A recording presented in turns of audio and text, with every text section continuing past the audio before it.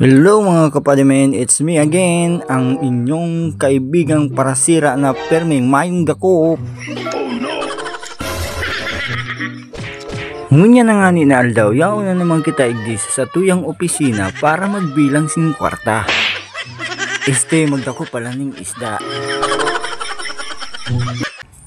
Kung narireparo nindo kami, nahiling nindo, o yan lang, palataw-lataw lang kami sa ibabaw, taigwa dyan yung pating seraro. So balang po mga padimen, hindi po seryoso na. Ayan pong ginigibumin na yan ni Tupac ay pig-aalaw mi siya unduman sa mahiwas na ito pa igdi sa pinakang bunuan, sa pinakang main trap ning sa tuyang sagad para mapasilang kita sa pagdakop kan mga sira o manlain-lain na yaon dyan sa laog.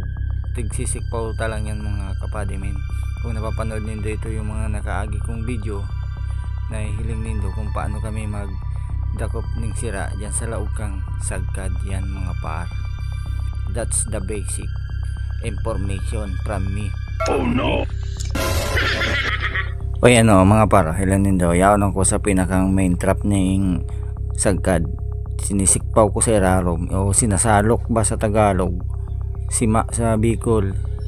Yan o yan, sinasaling ko na sa ating lalagyan. Yan guys, inaayos ko na yung ating biyayan. Ibig sabihin tapos na tayo. Lalayas na tayo guys.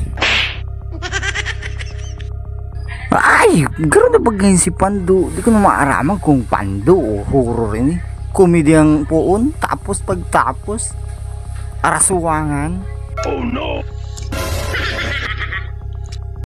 So yun guys, huwag niyo pong kalimutang mag-follow, mag-like, mag-share sa ating video at suportahan niyo po ang aming channel guys.